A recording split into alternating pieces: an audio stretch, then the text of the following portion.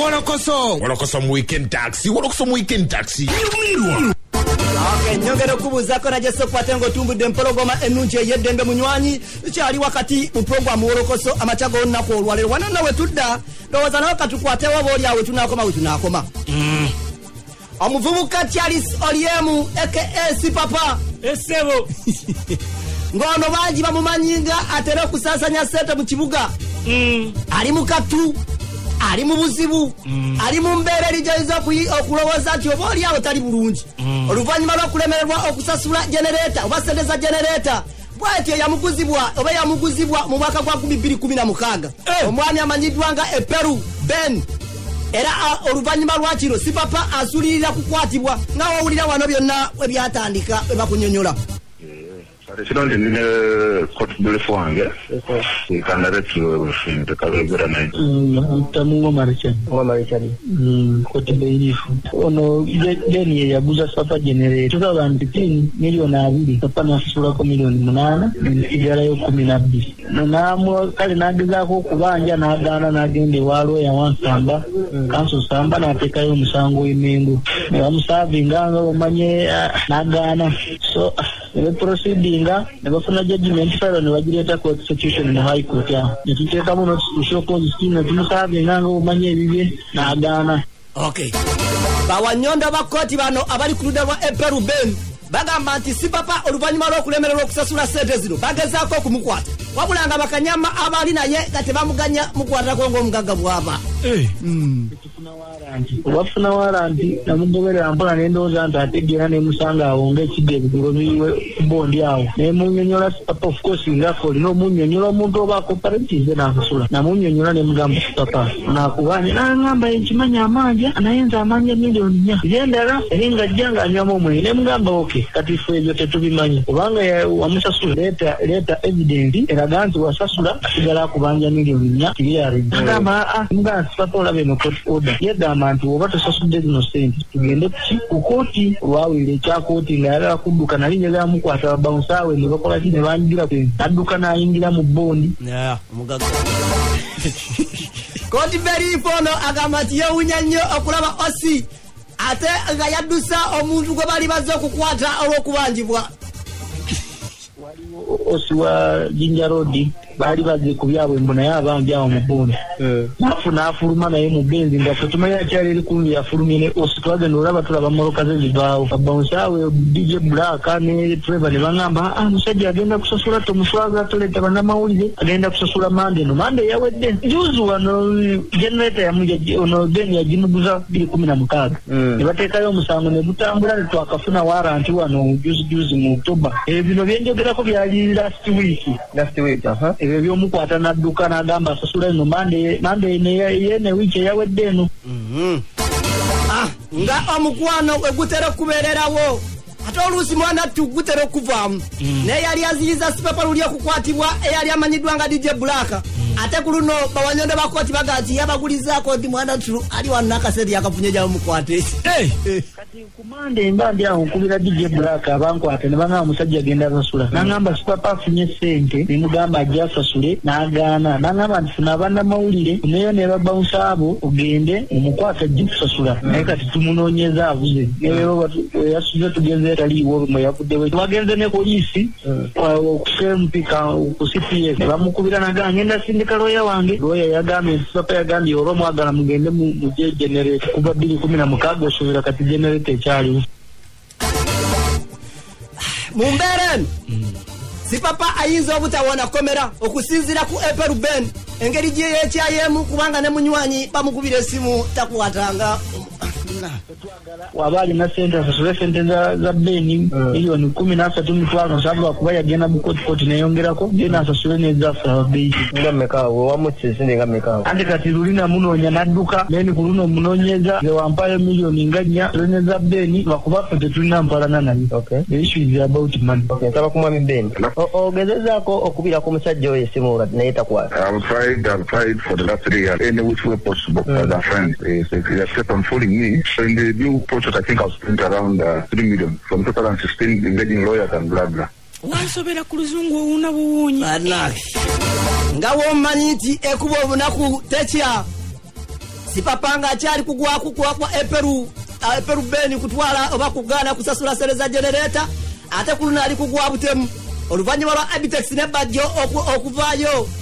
oba kulumbibwa mu kiro ekikeesa onakulo okuna lwa weekend era bwe batyo Bajjo emotoka ye kika cha Ford nekubwa ejinja abantu abali ku boda batategerekeka yekyagamba nti Sipapa ye yabamusindikira baje bamusanyewo obulamu bwe era bwatyo musango nagulopa ku polisi ya Katwa police station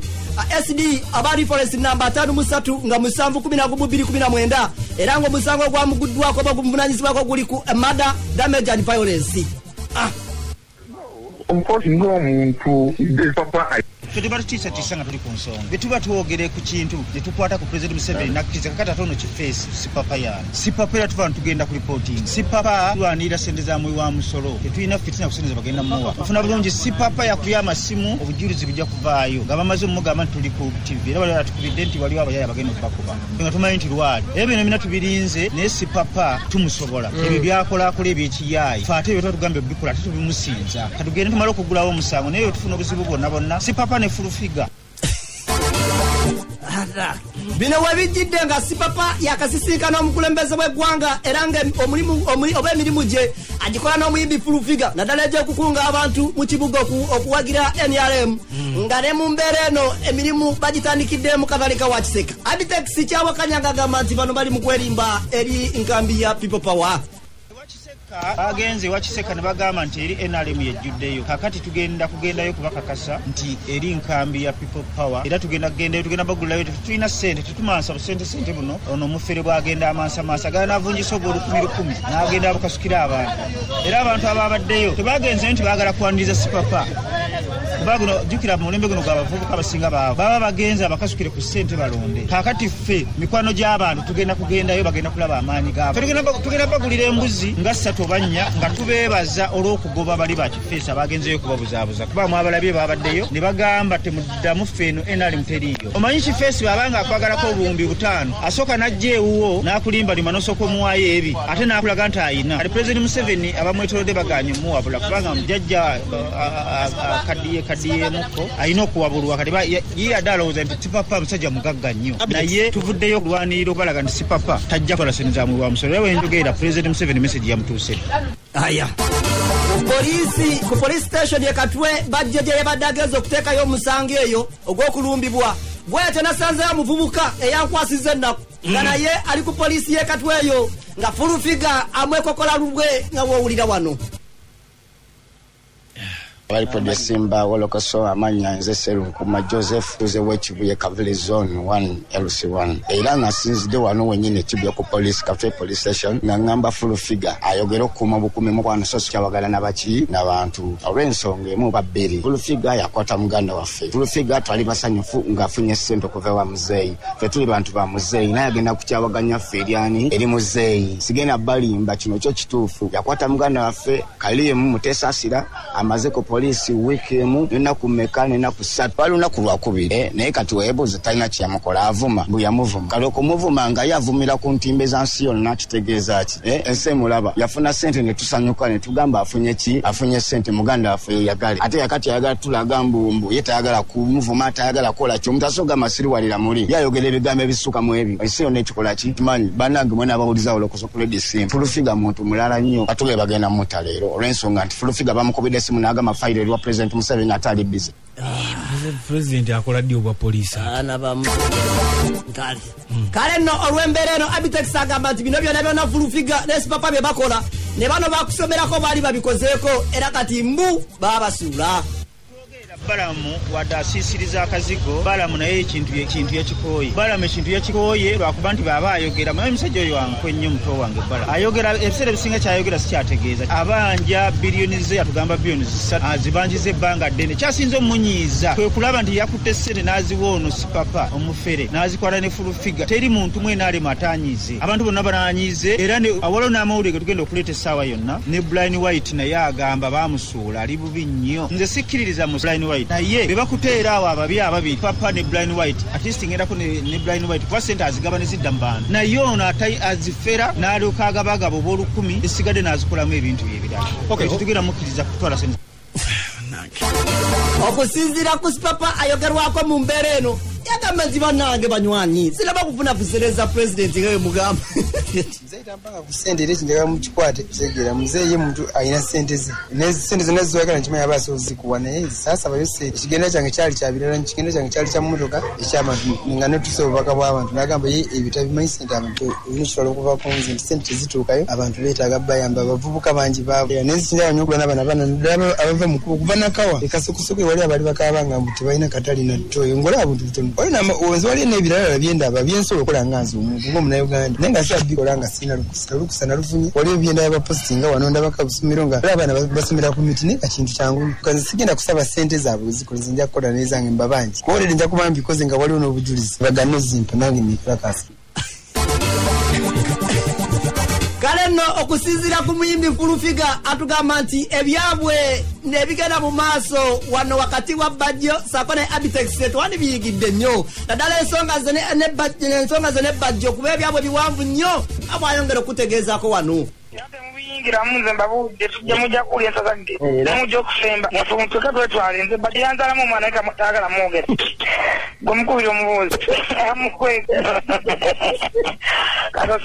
nina omwana wa Bajjo naye batamwogerako eyamumaaso omwana bamwita Mavin ye musika we tamwogerako omwana bamwita Mavin naye yatera mwita Kevin omwita Kevin abuzabuza tega mwana wize mu nzu yamuzala munzu yanjamu embuto musanvu nga tagala nzaayi katonda nzita oyo gwola bakyama kyabe kuva ku ttale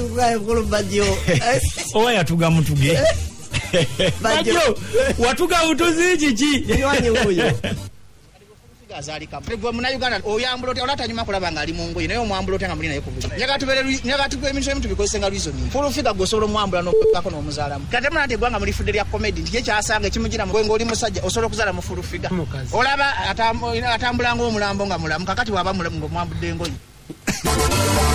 ndowooza abakungu abe balonze abapya okubeera nga bamanaginga ghetto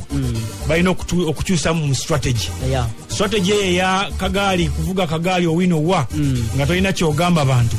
talina kyegenda bakolera next time bajja bakuba kyekyasooka okubya Babitex luli